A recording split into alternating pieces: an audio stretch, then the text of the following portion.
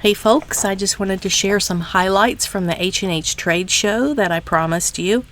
I got back from the Chicago area yesterday, and this is my second time going to the H&H trade show. It's held in Rosemont, Illinois, and it was May 7th through 9th. They also had a content creator summit on May 6th, and then they had some other things going on for sewing machine dealers as well as some business classes.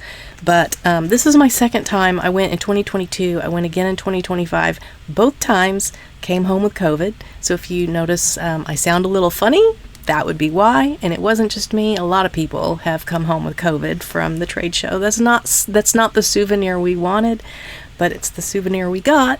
But I also have this souvenir. I have a lot of video footage that I'm just going to tack on top as I'm showing you different things that I saw. So let's just get right into it. All of the sewing machine brands were there this year, and they were all featuring their top-of-the-line machines. So your Bernina 990, your Janome, the M17 Continental, the Baby Lock Radiance, they're showing its little projector with that rectangular light.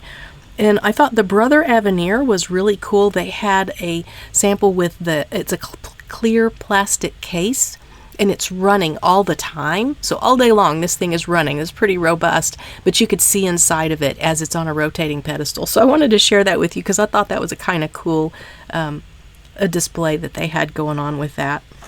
The only thing that I saw new, there's nothing new. We've talked about machine features and stuff before, but there is a new brand that they have been selling sewing machines on like Amazon, and they're bringing new embroidery machines out later on this year. The brand is called Feiyu. I'll put that on the screen for you. And right now I only have the catalog from them, and they said that they're hoping to have them out later on this year. There were tons of fabrics and threads. All of the big fabric brands were there, like your Moda, Riley Blake. Let's see, who else did I didn't even capture video of them because they were everywhere. There were also tons of threads. I think all of the thread brands that we typically see in the shops were all there. There was also tons of yarn, quilting, fabrics, patterns, things like that. There was some for machine embroidery. As you guys already know, machine embroidery is not a huge craft in the craft industry, and this trade show really deals more with it. The whole point of it is to the trade, meaning to businesses only. It's not for end customers, and it's really there for brick and mortar stores that you walk into and buy stuff, for them to place orders or to see what new products are out, and then they place the orders with those different companies. And so a lot of yarn stores, a lot of fabric stores, quilt shops, sewing machine dealers, they were all over the place. But there was some machine embroidery, and I'll go ahead and share some of that stuff that I saw. Sulky had a booth there, and they're great. By the way, I've talked to them before. I just love the people that work at Sulky. They have a new stabilizer called Action Back, and it's for stretch stuff. They're not the only ones that have something like this. I noticed another brand, and I can't remember who it was, but someone else had a performance wear stabilizer. Odif also had a new spray that I had not seen before. I know a lot of you make patches with your embroidery machine, so you might be interested in this. Instead of using the heat and bond on the back to make it an iron-on patch, you can spray this spray on, and it's just this white kind of gunky stuff on the back until you iron it, and then that glues it on. So just an interesting new thing I hadn't seen before. Both OESD and Kimberbell had booths, and those are obviously machine embroidery companies. I don't have a whole lot to show with the OESD. A lot of their stuff was like stabilizer packs and things that they were trying to sell to the sewing machine dealers. Kimberbell did have some of their designs out, and so here's a little sneak peek of some things you may be seeing from them in the fall and coming into the winter. And that they did give me permission to share this. I asked, can I film this? And they're like, yeah, sure, go ahead. So I love their designs, super cute. If you're into cute embroidery, obviously you probably already know about Kimberbell. Both OESD and Kimberbell have something new that's not machine embroidery, and it's punch needle kits. So that's a handcraft that uses yarn, and it's really beautiful. I do love punch needle, but it was really interesting that both of them had kits for that out on display. I'm going to show you a little bit of that.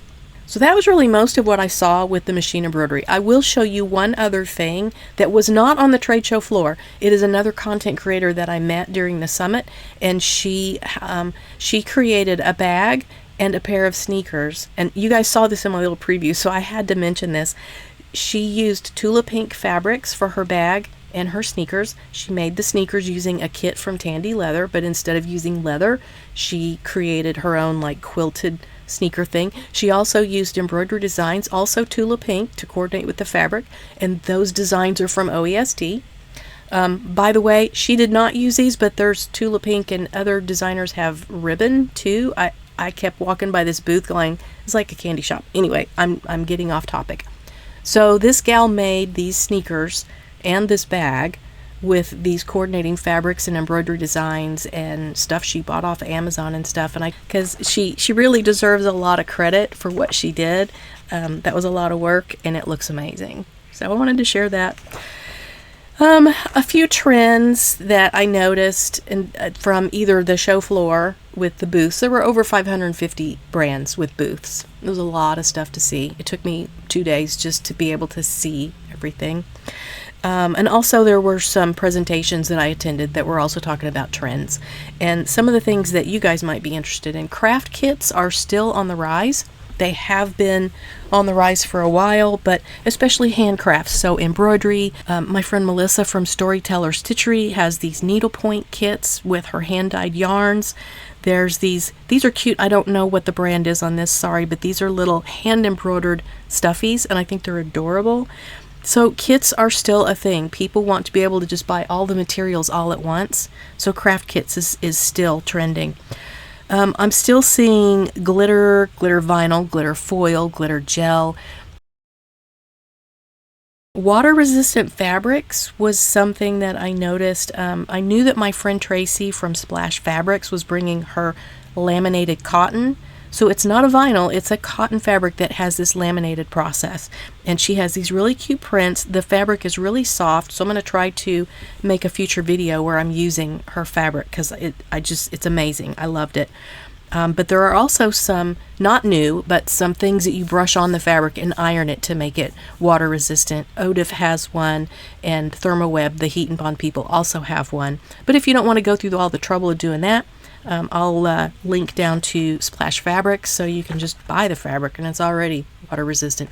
I'm still seeing a lot of bright colors. There's a lot of color out there, as you know, people are kind of worried about what is going on, and it's manifesting in bright, cheerful colors. Lime green seems to be having a moment. There's a lot more of that creeping in. Also, this was interesting that I saw in one of the panels, making stuffies or emotional support stuffed animals and things, doll making is something that people are doing, and miniatures too. You may see little like dollhouse miniature sized things. There was so much to see and learn and hear about. And that's just kind of my overall summary of what was there, what I saw, what I thought you might be interested in as far as the machine embroidery world. There was a lot more. I do have some other video footage if you're curious about things. Leave a comment down in the comment section. Let me know what you were really interested in, and I'll see if I can bring more of that out to you this year, or maybe talk to different brands and try to get some of their sample products and show you how those work or things like that. So that's all I have from the H&H trade show that I attended last week in Rosemont, Illinois. And I'll see you later, folks.